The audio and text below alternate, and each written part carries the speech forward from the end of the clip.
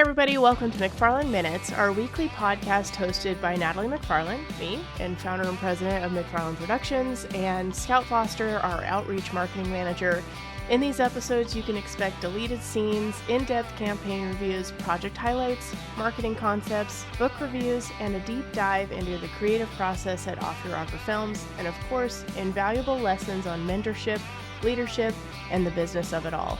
We are so excited to be releasing our episodes every Sunday as your soft launch to Monday. Hey everyone, welcome back to McFarland Minutes, your soft launch to Monday, episode 21. Man, we left off last week with Tim Kimsey, where he had just transitioned out of one of the albums that he was recording out in Southern California, and he's about to pick up the rest of his story. I hope that you've listened to part one of this episode. We decided to split this one in two, otherwise it would have been an hour and a half long episode, but we hope you get to know Tim. Last week's episode was incredible. This is episode, or part two of this episode, or episode 21. Episode 20 is first half of this. Anyway, let's jump back in with Tim. I think from there is when really I just started seeing all different kinds of projects kind of coming in. And then it kind of comes down to, hey, we're going to start talking about doing sound design. What do you know about sound design? Well, I know that I do a lot of it. And so that kind of led into this whole thing. Tim, you need to slow down this path that you're on and start looking into, this is just for me personally, start looking into sound design. What is there? It could be music sound design. It could be sound effects sound design. It could be both. It could be, okay, so that led onto another trail of, I want to explore, and I say this very carefully too, because I am not a filmmaker, but I'd like to think of me as a dreamer, as that person who has this vision for telling people's stories. And we all have stories. Every human being on this planet has a story. But I guess my point is that there are people that we know that can't really speak for themselves because they're busy doing what it is that they do. And then there's people like me who go, wow, I didn't know that. I did not know that. Let's go tell the story. Now, coming back around, this is where Robert kind of comes into it too. He said, Tim, and I have to admit to you, Robert is young enough to be my son, but he's the one who is always calling me out when I do stupid stuff. He goes, you're an idiot for doing that. Why am I an idiot for doing that? Well, because we could do it this way here. And this is going to be better. It's going to be much more efficient. And I would like to think that, while he was sitting in all of those classes back in school, that he already had that there in his wheelhouse. Is like, oh, this is obvious that this isn't a good way to do this. So, after I had met you, and this started becoming a reality for sound design and doing this, Robert and I drug Robert from Rabbit. I had drugged Robert from Dallas Fort Worth out to Seven Pillar Studios. And again, I don't know. It's a very long story how I got connected to Seven Pillar Studios. It was a former student who goes, I've got this studio out in Cisco, Texas, and I don't know what to do. And we used to kid all the time. I said, the only reason why you're calling me is because I live closer to you than anybody else that you know.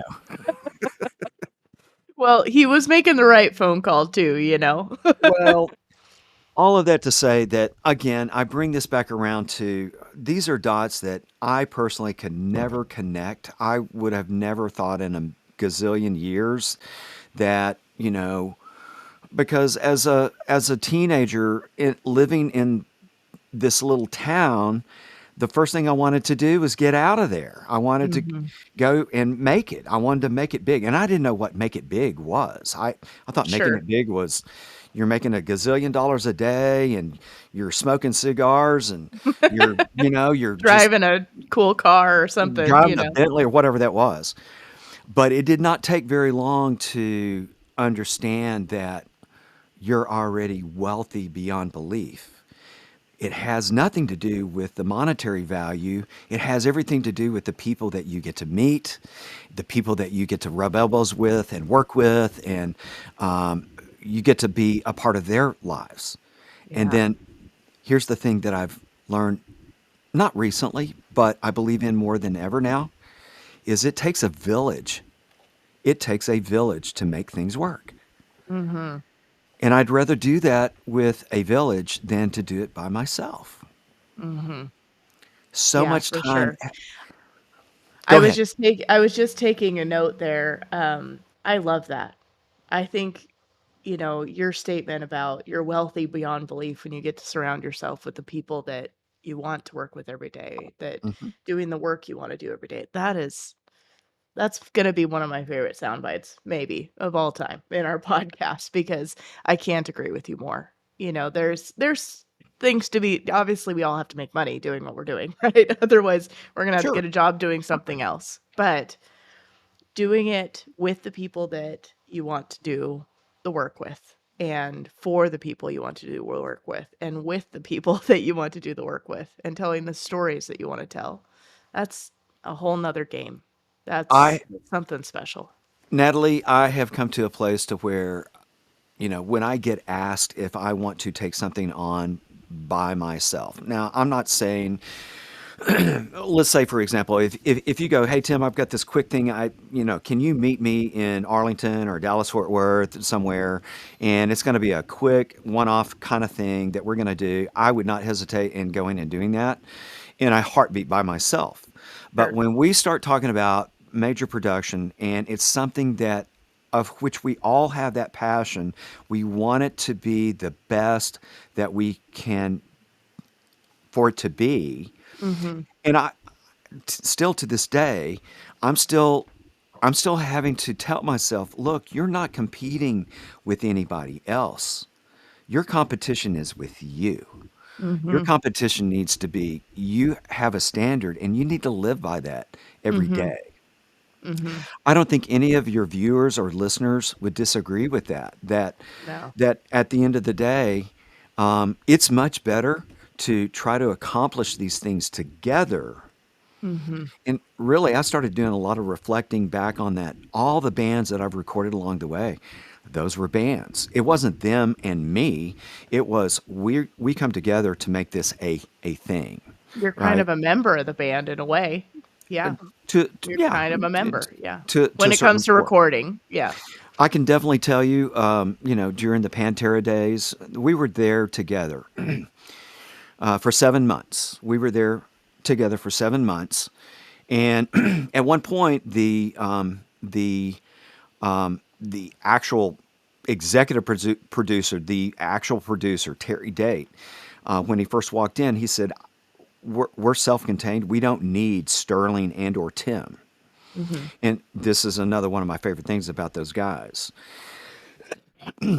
It was Vinnie Paul and Daryl Abbott who were there when Terry Date brought this up to the studio owner. We simply don't need them here. We've got this. That those two guys came back to the table and they said, "We want them here. Mm. We want them here. Terry, you're going to be busy doing some other things that we need your full attention on, and you're great at doing. Let these guys handle the other things." And Mhm. it worked out great. Before it was all said and done, we were best of buds, best Yeah. of buddies along the way. And so maybe just maybe that was where I really got the idea that working as a people use the word team, but as a community, people who have very similar visions about what they're wanting to do, Mhm. that it does, it becomes better. It becomes Mhm. better. I, Yeah. I've often said this to Sterling. Sterling would say, "Why do you need me here?" And I said, 4 ears are going to be better than two, and two brains are going to be better than just mine here by itself because I can make as Robert has said, I can make some really stupid decisions about things. I don't know about that. I think that, what's beautiful about working on a team and working with you guys on projects that we've done in our, McFarland Productions Everyday team and that sort of thing. What's beautiful about that is that you're not creating in a vacuum, right? Sometimes we get stuck doing it the same way every single time and we just do it that way because that's the way we're doing it, right? Not because we've thought about maybe there's a better way or a better, piece of equipment or a better strategy that could be applied to this particular situation, right? And I think that we just like get in a routine, and having one other person there or a team there that can be like think about it in a different way, it can really change the game, right? So I've worked on some productions with other marketing agencies and things like that where we've got wireless mics going and we're at an event, and it's like a mic'd up episode, right? So it's pretty rough audio. We're not talking about anything like super fancy like we would do for a full production sort of thing, but the person who's running audio and the blue or the wireless mic that's going straight to camera, right, is panicking because she can't hear the person anymore, right? Hmm. And in that moment, she's thinking, "Oh God, there's something wrong with the mics. Like, what's going on? Why am I not connecting? Am I getting interference? What's causing this thing?" And she texts me and she goes, "I need help." So I walk over there and I literally said, "Okay, where is the receiver?" It's on our camera. I said, "Okay, are you plugged in tight?" "Yes." "Okay. Are your headphones plugged in tight?" "Yes." "Okay, where's the mic?" And she goes, "Well, it's on the person." And I said, "Where is she?" And she goes, "Up in the stands." I was like, "We're too far away." Like that was the whole, like in the moment of panic, right? Where you think that the whole thing is coming unglued. It just takes one other person to pause and be like, "Wait, hang on, let's problem solve it." It's just, you're just too far away, right? So like examples like that where maybe you're caught up in the moment, maybe something's getting stressful, particularly when you're recording on site with people like senators and congressmen and things like that Hmm. you're only going to get one shot at, right? If you're there by yourself and something goes awry, you might think it's the worst, but the next person next to you will just be like, "Oh, it's just this thing," right? And the whole thing is fine. And that can happen whether it's like, a buzz in a microphone, a camera having an overheating issue, whatever the thing is, right? Having another person there just to like have a calm brain while the other person is absolutely not a calm brain, right? Can save the whole production, can save your whole personal experience when you're the one panicking, right? That's usually me. When you're the one panicking that you're not going to be able to pull it off, having somebody there to just be a voice of reason is a huge thing. And honestly, it's why I love full production so much. Because when we go on site and we've got our team of usually minimum 6, right? There's about 6 of us usually on Hmm. site. Um, you know, Colorado Christian University's series, for example, that we did for Western Conservative Summit, that was tough. We did 6 30-minute episodes on 6 totally separate topics in 17 states in 3 months.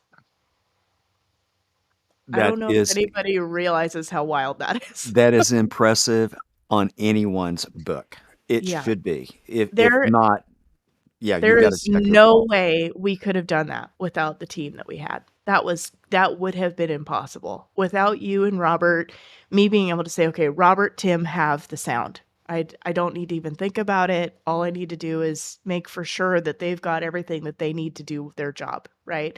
And then, we've got our camera operators. I'm worrying about direction. We've got an assistant there who's handling all of make sure people sign the waiver and get the food there and get the people there and make sure our travel is all scheduled and keep us on budget. Right? We've got or our producer there doing that, right? Or production assistant. It took all parts to get that done. And I think the crazy thing is I think I called you like February 1st, right? We're filming by March 6th. So we had to, of course, negotiate contract and quoting and lawyers and get all that signed and all of that in place before we start filming March 6th. And then we're delivered June 5th, I think it was, if I Hmm. remember right. Um, without people like you and Tim, people that I could just call and be like, I got a crazy idea and we've got funding for it, right? Or we've got a crazy idea and the client's ready to roll right now, right? That the other thing you have to think about is like all of us had plans for those 3 months, right? Whether it was work related, whether it was family related, whatever the thing was, right? Mhm. But to be able to call partners like you and Robert and say, I got a crazy one and we're going to pull it off and it's going to go to 11 countries in the first day of its viewing and it's going to be viewed by, anywhere from 20 to 30,000 people in that day, right? Mhm. That is an undertaking. And without partners, without a production team, without a group of us that are working together on a project like that, it's impossible. Never can pull it off. So I thank you many times for that. This is back from 2021, but since then we've done Nice Job Cowgirl. We've done dozens of commercials. We've done, some sort of agriculture advocacy pieces. We've done all kinds of stuff together since then.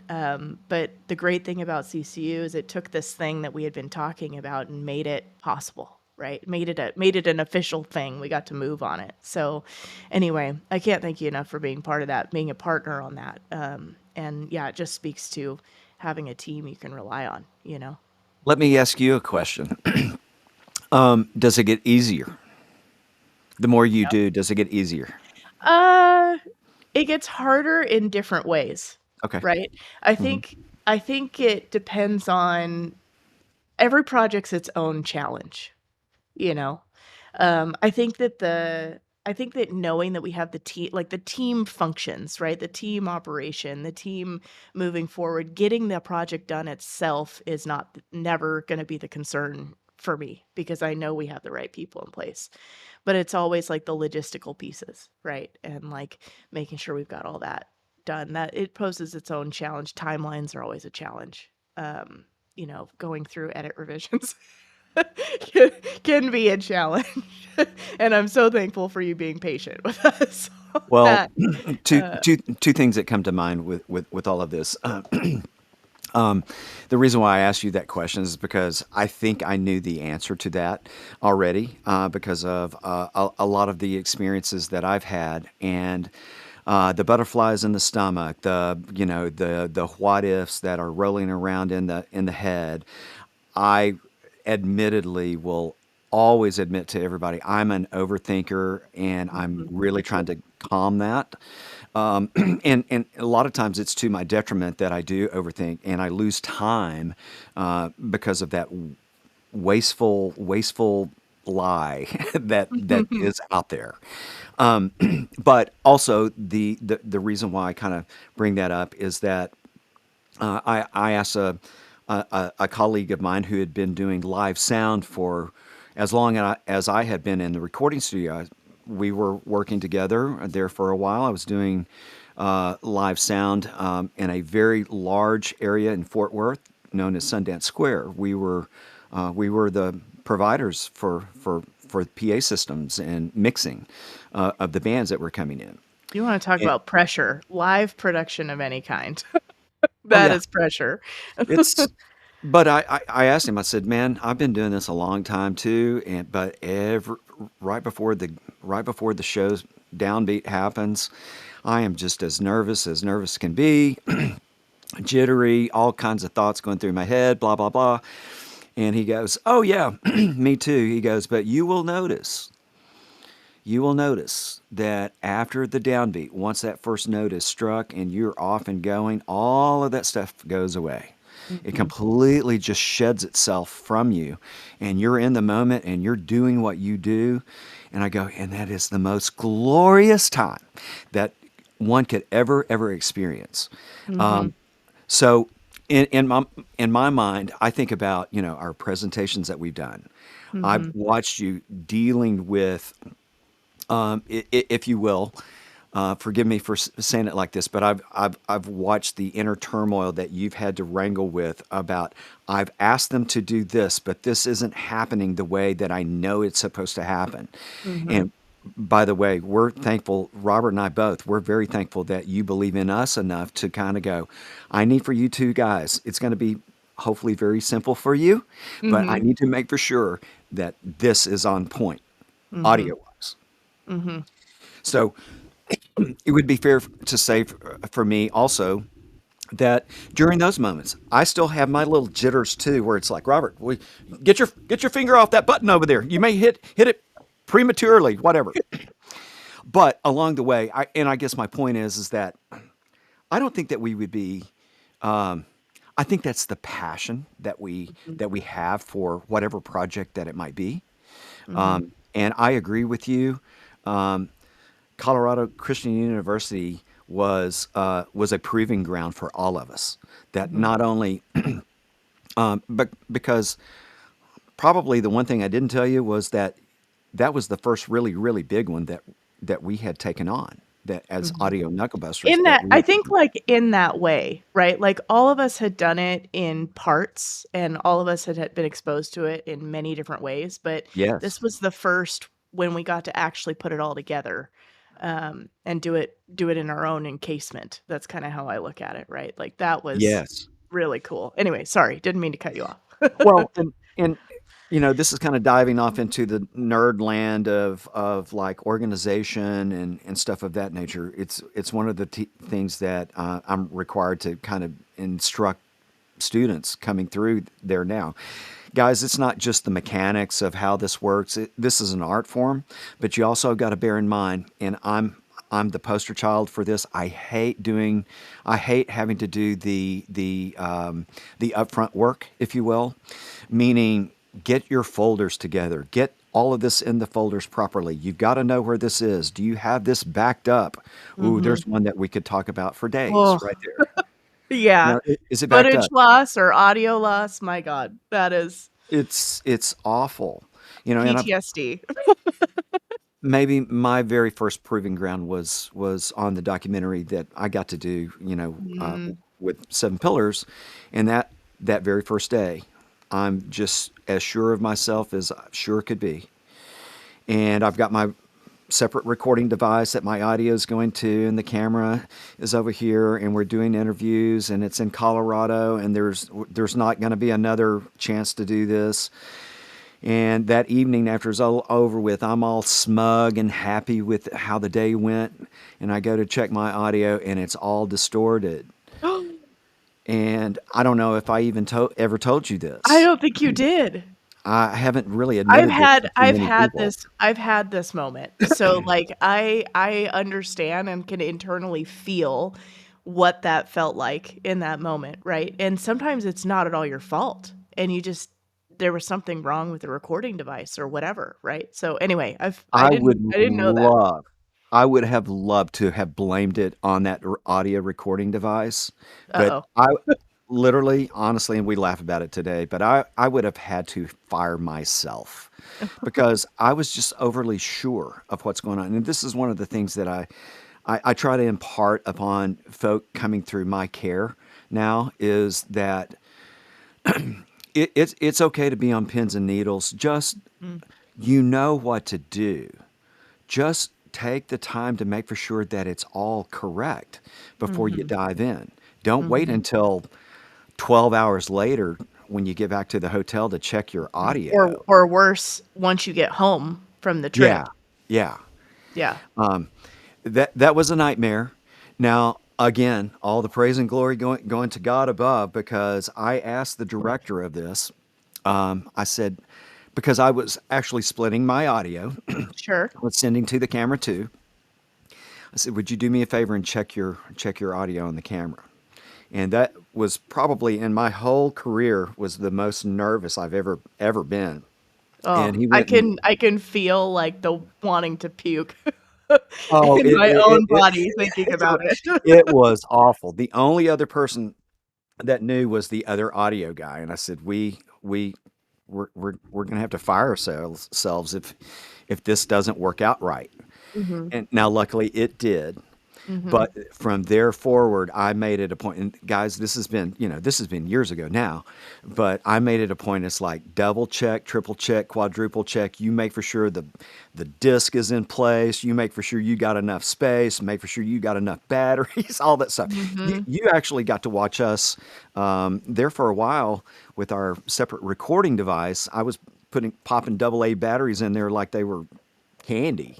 Mm-hmm. And it's like, yeah, this isn't good. And That I told needs something Robert, better. Yeah. I said, we need to let Natalie tell us when she needs to change her batteries for her cameras, and you know, we can smile at her like we're good over here, but not the other way around. Yeah.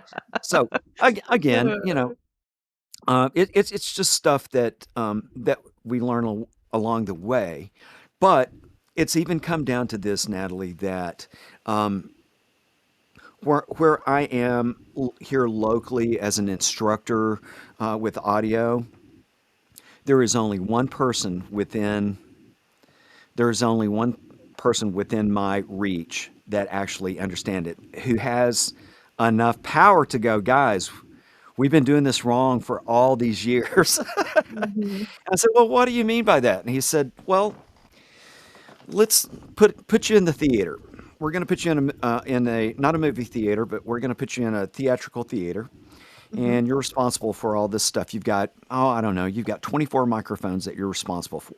You've got actors up on stage, 24 probably wireless microphones. 24 wireless mics, But yeah, let's just point out that it is wireless because wireless. that's a whole nother thing. And you and I both know that wireless it's a whole different beast altogether. Mm-hmm.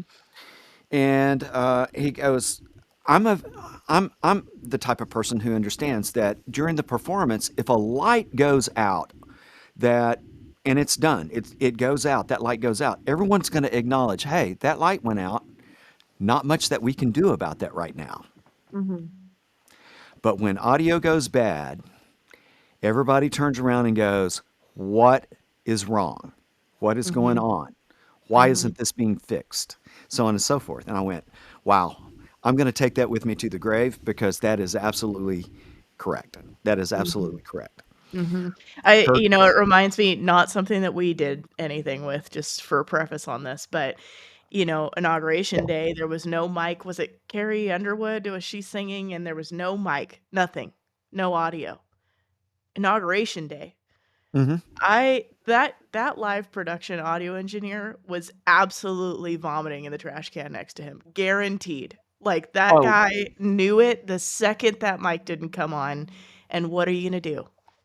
You know? And fortunately, I think it was Carrie Underwood, am I right?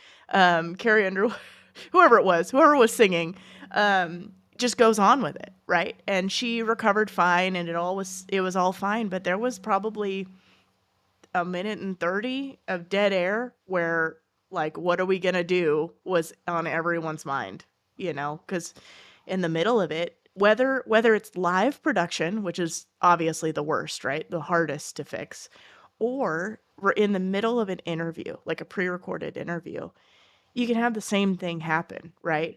And the problem with doing it with a pre-recorded interview, when something happens, yes, you can throw the brakes on, yes, you can fix it, yes, you can like throw the red flag, right? Soon enough. But when you stop somebody to fix the thing and you go back to it, there's it's always just a little different, right? Somebody's body language is a little different. Their tone is a little different. Their speed is a little different. Their flow is a little different. Something's yeah. a little different. So even though it's pre-recorded, boy, it's can be kind of the same feeling. Even though you can stop it and fix the thing, it's kind of the same feeling, whether it's video or audio. Throwing a Right. flag in the middle of an interview or somebody speaking or whatever the thing is tough to do.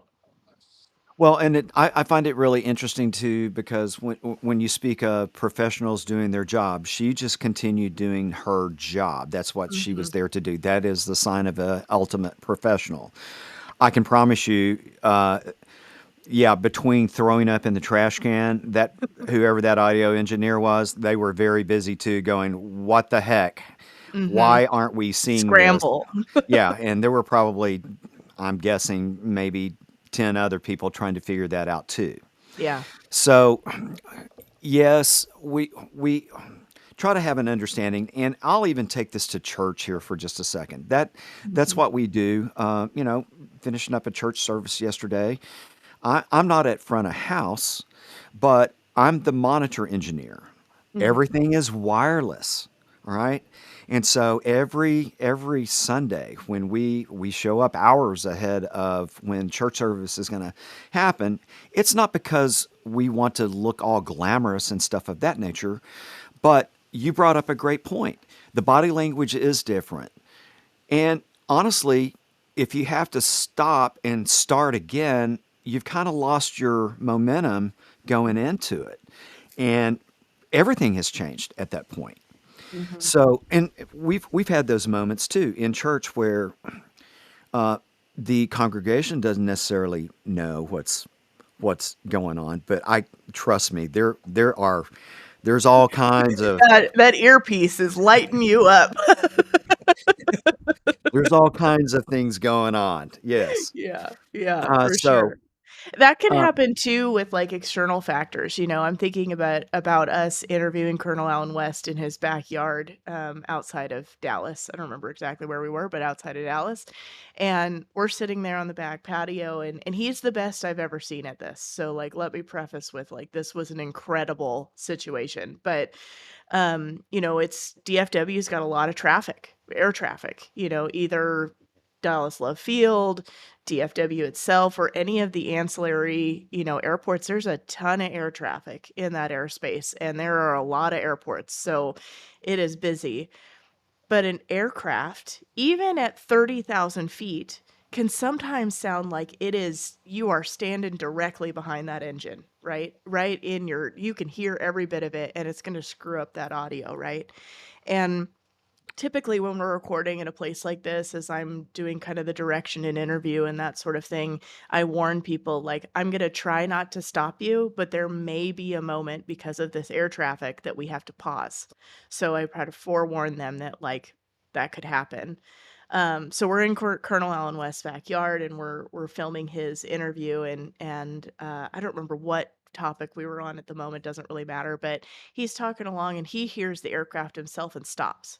No, stops talking himself. And then the aircraft goes over, and I am accustomed to having to, like, kind of reset a person up, right? Like, bring them back to their thought that they were at and kind of set them up. But he goes, I had something to add there. He cuts me off and says, I had something to add there. And he picks it up. The cool part, like, that happened, right? And in the moment you can feel that it was really cool that he just picked up his own thought. But you're thinking, okay, in post-production, his pace is going to be different, his inflection's going to be different. How are those two going to glue together? I've never seen two clips glue together better than that very moment. and I have That to was interject. wild. I'm not sure I've recorded much better audio than we did in his backyard that day. Yeah. I was absolutely shocked and amazed at how clean that We're sitting interview next to was. his pool, We like, were. We the were. pool sweep coulda went off and screwed that up. So We were, and I just remember going back and listening to that, and I'm just going, I'm not sure that I've ever had as good clean audio outdoors as what we just got Mhm. with all of that. And you're right, I remember that very well, very Mm, well. mhm. Yeah, and again, these are things that maybe not the person walking down the street listening to a podcast or maybe listening to watching watching a documentary or a video or a film or anything of that nature. And I'll kind of break off into this for just a second. I've had students along the way go, Gee, thanks, Mr. Kimsey. You've ruined it for me for the rest of my life. And I go, well, glad I could help, but what do you mean? Well, I can't even go to the movies anymore without just picking apart everything that goes on. And I'm going, well, yeah, I do that too. I do that too. I'll sit here at the house a lot of times where maybe it's a movie I haven't seen that I would like to see, and so on and so forth. And I've caught certain things along the way where it's like, I know that's not right. I know that can't be right. Sure. Oh, they must have run out of budget, or maybe they've had to cut a corner here or there along the Yeah. way. But Didn't catch it and caught it in post, and now it's too late, yeah, after's yeah, gone or whatever. and so I guess my point is that It does. It takes a lot of different people doing their job Mm-hmm. and being very good at their job. If I could, and not to be negative about things, but one of the things that I'm running into a lot these days is can't you make this simpler? Can't There's got to be an easier way to do this. And my honest thoughts are until that has been developed, which may not be in my lifetime, because there's lots of discussion about audio, AI taking over, doing this, doing that, so on and so forth. But the one thing that's definitely missing from all of that is the human element that we can communicate with one another and maybe express. Let's say, for example, we have a very common friend who's been some voice talent for you, Mm-hmm. Josh Robinson. Incredible talent. Yep. Very good. Very nice man. Love him. Good Texas boy, and not to be long-winded about this, but again, it's the human element. I would have never met Josh had he not been in a band that hired me to fly me to Seattle to do their record. Now Mm-hmm. that record didn't do anything, but the one thing that it did do was gave me a lifelong friend that Mm-hmm. would take a bullet for me, and I would do the same for him. Mm-hmm. And he's thriving at what he's doing. And we started discovering that there's one way to do it.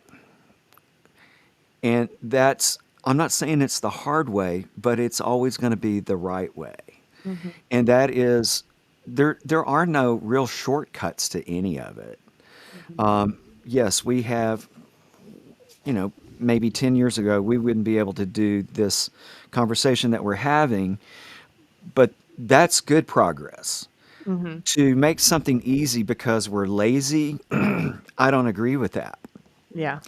I've been told by certain individuals who are in academia, it's like, well, this is kind of an afterthought kind of thing, and I'm going, well, not to be negative or dispute any of that, but I would tell you that just go to the movie and cut the sound off of it and see how long you sit there in that movie theater. If audio is an afterthought, you already failed. Like, Yeah, if audio is an afterthought, you already failed. I would almost say the same thing with, like, lighting, at least where you hadn't, like, studied the natural light that you could utilize to your best ability, right? But audio especially, like, there's no going back. You can't cut the barking dog out of the background, you can't cut the traffic, you can't cut the party that's happening behind the speaker, right? They're there, period. they are And there, and you can try to do something with it, but you're not gonna get rid of it. and here's that little nugget that goes along with that. You can try to fix it, and you're going to spend hours and hours and hours and hours and hours trying to do that. You will live And there. yeah, and all of a sudden you become jaded, and you're going to keep going because you've spent so much time in there on it, and then you get to the end of it, and it's not anywhere where you wanted it to It be. still didn't really fix it. Yeah. Yeah. And so that's the hard part for a lot of people. I get addressed by this from sometime by folk, and you brought something up where so let's say an individual who is having trouble distinguishing the storyline, whatever that might be, because of the distractions, whatever that might be. It could be Mhm. sound effects, it could be music, it could be ambient Bad noise, mix, whatever it could be, yeah. whatever it might be. Um, and I've been asked this before. How do you learn how to do that? Mhm. And it's like, guys, the best way for me to describe this is that you've got to have a passion for it. You've got to be willing to. Now, don't get me wrong on this, because I've had this discussion with students before. It's like they are all in 1000%. I'm going to go home. I'm not going to stop until I get finished. Hang on. Hold the ropes there real quick. Mhm. And this is really important for me personally to say, is that You got to learn to keep one foot in and one foot out. Mm-hmm. If you've got both feet in, you're going to lose some of the precious things that you have around you now. Mm-hmm. Those are going to go away because you've put your, it's like everything else. The squeaky wheel gets the grease. So if you're going to put your attention in 1000% on this right here and it's all work and you're dividing yourself or you're not dividing yourself between the real things in life that matter, meaning Mm-hmm. family, friends, the things that make you who you are, then you will lose it. Mm-hmm. And that doesn't come from me. I learned this the hard way. I learned this the hard way. Everything's good. I'm kind of living in, I guess, Disney World, so to speak. We figure out how to Or balance maybe it's a reverse country western record that gets it. rewound. I get my dog back, get my wife back, I get all the stuff back. But Your pickups no, back to life. yeah, with all sincerity, it's a part of you got to put in the work, but Mm-hmm. you should be able to divide it between work and being able to go, I've got to put this to the side, walk away from it for just a little bit, maybe clear my head, maybe go have dinner with my wife and kids, maybe, Mm-hmm. do this or that. Get some sleep. Get some sleep every once in a while. Yeah. And again, it kind of comes down to not for me, it's not letting my brain take over to the point to where it's destroying what I'm working for, if that makes any sense at Mhm. all. There was a trend running around on Instagram. I'm sure it was on TikTok too, although I admittedly don't scroll TikTok much. But on Instagram, where it was, I almost forgot this was the whole point, right? And it's video clips that people are putting together, and in the middle of the screen, it says, I almost forgot this was the whole point, right? And that trend kind of like hit me pretty hard, right? Especially as a business owner, especially as a founder, as a small company owner, as somebody who has the tendency to go more all in on work than I do pay attention to life, right? I've done this for like 17 years of trying to solve this, right? But I made a reel to that trend because it kind of hit me where it hurts a little bit. Hmm. And all the clips in there are like my dog's running in the yard, Kevin cooking breakfast on the Blackstone out back, in the boat in the river, all that kind of stuff, right? That's just the life stuff. And I think what's so beautiful about that trend and what you're saying is like, don't forget what the whole point is. Like, yeah, we're all working. We all should, like, hopefully you love what you do, right? Like Tim and I love what we do, Hmm. but but it's not the entire point. It can be a big it can be a big part of the point, but it shouldn't be the whole point, right? Your family, your friends, your dogs, your kids, your grandkids in Tim's case, Hmm. um, they're the whole point. And so, like, yeah, that's anyway, you're really like speaking on a note right now that I'm like pretty focused on. So, anyway, I could Well, really go down a rabbit hole. and it is. It truly is a fine line. My wife knew what she was getting into when she married me, Hmm. but it got to that point. We were talking about the accolades of the past and so on and so forth. But there was a point where I lived literally 8 minutes from home, Hmm. and I would come home just in time during the summer. Come home just in time to mow the lawn, take a shower, go to bed for an hour or two, and then head right back. And eventually she got enough of it and she goes, if this is the way it's going to be, then we're out. This Hmm. is my child and her. And I took her very seriously about all of that. Hmm. But I'll take this even a step further. I watched a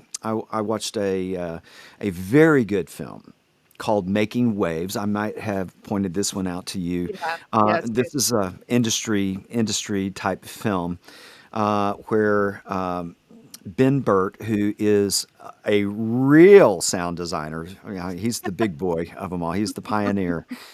For those of you who don't know, Ben Burt is he is the guy who told us what the lightsaber is supposed to sound like. Yeah. He's the designer of that. I can hear But it in my head right now. he is actually the one who, when he said that, I saw that in that film. I just went, and I almost saw the man break down when he brought this up, that he had lost perspective on the industry. He's excited about what's going on, knew that this was going to be a big deal, so on and so forth. And I think it would be unfair for me to say I've had those visions too. How great would it be to be able to be that person who goes, "Hey, this is what that's going to sound like," Yeah. and be noted for that. I Okay, wouldn't hate for something like that to be written I on would my not hate for headstone, you something know? like that to happen, but the reality of it is that it almost cost him everything, and I took that for its face value, because at the end of the day, this, as much as I love doing this can't love me back. And Hmm. it can't give me the, like you said, those precious moments of whether it's out in the boat, or we're cooking on the Blackstone, or whatever that might be. And Hmm. this is one of the things I'm trying to remind my up and coming great students, coming out of school. It's like, guys, keep one foot in, keep one foot out. Hmm. You've got to learn how to do that. For And the me, reality is you can still make incredible things doing that. In fact, I think you can make better things doing that because you're able to fulfill your whole life, not just the one little chunk. sure. And I think, if you allow me to add on to this, for me, it's just an adjustment of the schedule. Maybe Hmm. I get up a little earlier, or maybe, uh, for me in the past, it's always been I'm going to bed really, really late and getting up early again. But yeah, making an adjustment to where you feel like getting up of a morning, or feel like going and tackling the day, so on and so forth. For me, a lot of times I was just kind of suppressing all of that. It's like, just keep working, just keep working, just keep working. Well, you know, and let's go ahead and give credit to our partners in life too. For me, it's my wife. She has an Hmm. understanding. She goes, "I understand this is your makeup, Hmm. but I'm just going to ask you, slow down every once in a while. Hmm. Slow down every once in a while. Okay, Hmm. we can do that. We can do Yeah. that." Yeah. But It's how Kevin ended up on the team, right? you He either join me. join me or I'll be on the road. Um, but no, he came on just after the CCU project, inspired by the things that we got to do there, and wanted to be part of it. So And yeah, I must pretty good. say, he is just the cat's meow. He He's pretty really is. cool. I love your husband. He is such a good man. He's a Good lot of man. fun. He's a lot of fun. Um, okay, let's see. Tim, you have an incredible career. We could talk about each specific project forever. We have lots of projects with irons in the fire that we're trying to get funding related to, and I actually have a project that I need to talk to you about. But Okay. um, I think what I think people need to understand is one, you know, having a team behind a production that really gets it, that really does it well, that works well as a team, that just everybody comes to work and knows their piece of the job, right?